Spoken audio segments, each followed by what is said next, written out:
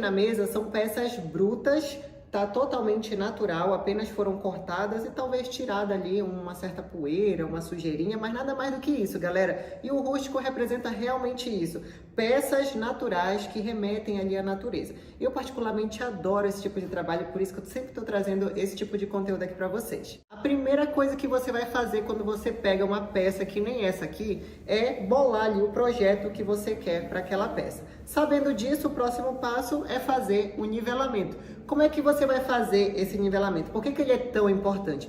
Principalmente para quem vai trabalhar com tábua de corte. Imagina só, você está cortando a carne e o negócio está assim, todo empenado. Ou então você fez ali uma decoração para colocar na parede, que não requer tanto nivelamento, mas a pessoa decidiu tirar da parede, colocar numa mesa e o negócio está balançando. Por isso que o nivelamento é um dos pontos principais e um dos primeiros pontos que você deve observar quando vai trabalhar com uma peça rústica. Existem várias maneiras de você fazer esse nivelamento. Cada profissional trabalha do seu jeito, tá? Tem sua maneira de fazer. Aqui na oficina eu faço de duas formas. A primeira é utilizando a tupia, que eu montei um gabarito de madeira e tal, mas aí na internet, gente, já existe um gabarito que é muito mais prático de fazer. Mas se você quer economizar, quer fazer você mesmo o seu gabarito, você pode fazer inspirado nesse modelo que vocês estão vendo aí na tela. Em peças que tenham pouca diferença, aí eu faço com os discos da cupim de aço, que é esse que vocês estão vendo aí na tela.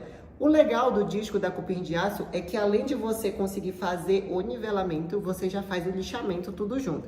Ou seja, mesmo fazendo o nivelamento com a tupia, eu ainda vou precisar dos discos da cupim de aço para fazer o primeiro lixamento, quando se trata de peças rústicas. Beleza, galera? Mesmo fazendo o nivelamento com a tupia, como eu falei, você ainda vai precisar dos discos da cupim de aço, porque acaba ficando muito marcada a peça. O que você vai fazer com esse disco? Você vai fazer um lixamento geral, que é para você continuar o trabalho, principalmente se você for fazer a aplicação de resina epóxi, que é o que eu vou fazer nesse projeto. O próximo passo é fazer a aplicação da resina epóxi, produto bicomponente, ou seja, tem o componente A e tem o catalisador, que é o componente B. Não adianta você usar o produto A sem o produto B, que não funciona. Pode acreditar, porque eu já fiz um teste, tá bom? Então, qual que é a proporção que você utiliza esse porcelanato líquido? 50%. Mas presta atenção, galera, muita gente está errando nessa hora, porque vai utilizar, por exemplo, 100% de resina, quer colocar 50% do A e 50% do B. Não é assim, tá bom, gente? Presta atenção agora, tá? Pausa o vídeo, relaxa e memoriza isso que eu vou falar, tá bom? Olha só, aqui você vai utilizar 100% do componente A.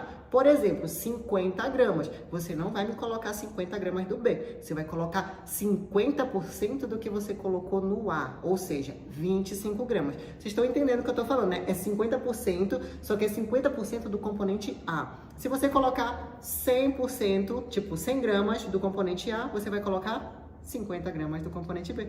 Se você colocar 200 gramas do componente A, você vai colocar 100 gramas do componente B. Galera, espero que vocês nunca mais errem essa questão da proporção, tá bom? Agora vamos falar de preparação da superfície. Cada superfície que você for fazer a aplicação de resina é preciso de uma preparação diferente. Eu vou falar da preparação da superfície de madeira. Como a madeira é um produto natural, naturalmente ela solta ali gases, solta ar. Então é preciso você fechar esses poros da madeira para que ela não fique soltando ali as bolhas que acabam prejudicando na aparência ali da sua peça. Então como que você faz isso? Utilizando a Smart Resina, que é uma resina, é um outro tipo de resina, tá, gente? É uma resina e essa resina, ela serve para fechar os poros da madeira.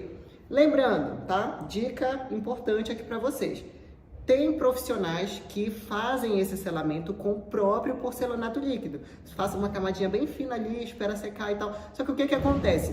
O porcelanato ele tem uma cura ali de 24 horas. Então, se você for fazer esse selamento com porcelanato, além de ser um produto caro, você vai estar desperdiçando ali o produto e o tempo também. Então, a Smart Resina, ela seca em menos de 30 minutos e você consegue fazer a aplicação do porcelanato líquido no mesmo dia. Então, fica a dica aí pra vocês, galera. É o jeito que eu faço, mas se você não tiver a Smart Resina, você pode fazer o selamento ali com o porcelanato líquido. Eu aconselho a Smart Resina porque sai mais em conta.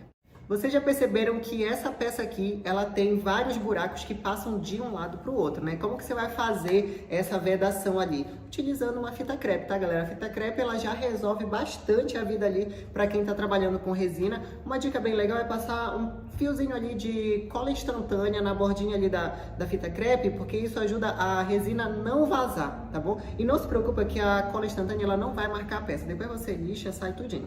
Então você vai fazer a vedação com a fita crepe e aí você vai fazer o derramamento da resina ou incolor ou com a cor que você preferir, enfim.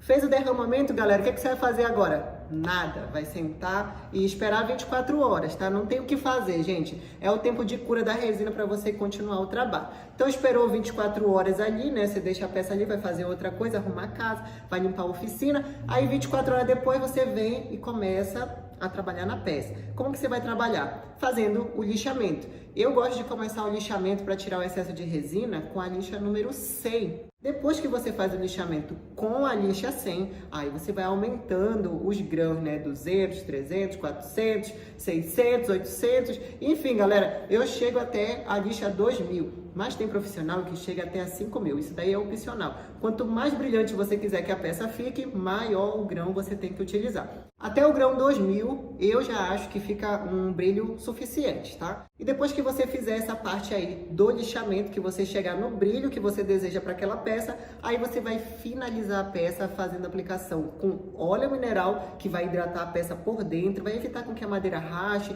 e, além disso, vai deixar a peça mais viva, com uma cor mais viva, porque o óleo ele tem essa característica de realçar a cor da madeira, tá? Que é diferente do verniz. Eu já vou dar essa dica aqui para vocês, anotem isso aí, galera. Se vocês não têm caderno, anota no bloco de notas aí do celular. Dicas importantes para você depois não ter que ficar vasculhando vídeo por vídeo e ficar procurando. Se bem que isso é uma boa, né? Porque me dá visualização, mas o que eu quero é que vocês adiantem o trabalho de vocês, tá bom? Então, galera, óleo mineral realça a cor da madeira, tá? O verniz, ele não realça a cor da madeira, porém, ele dá brilho. Vocês podem fazer o teste aí na casa de vocês, tá? Vocês pegam a mesma peça, uma vocês colocam o óleo e outra vocês colocam o verniz, vocês vão ver que a diferença é gigantesca, tá bom? Eu gosto da cor mais realçada, então, por isso, eu vou fazer primeiro a aplicação de óleo e depois, para finalizar, eu vou passar uma camada bem fina de cera de abelha.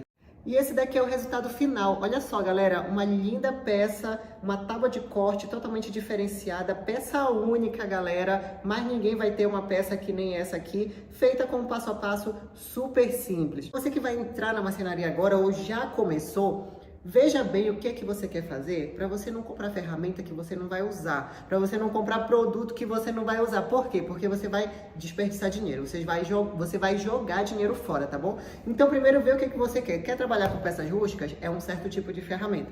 Quer trabalhar com móveis planejados? É outro tipo de ferramenta, tá, galera? Isso daqui é uma dica de economia, tá? Para você não sair comprando aí um monte de coisa só porque você achou legal e na hora você não usa, tá? Eu já fiz isso e é por isso que eu tô falando isso pra vocês. E essas foram as dicas de hoje, espero que vocês tenham gostado desse vídeo. Esse é um tipo de conteúdo que eu tô testando aqui no canal. Se der certo, pode ter certeza que vai continuar assim.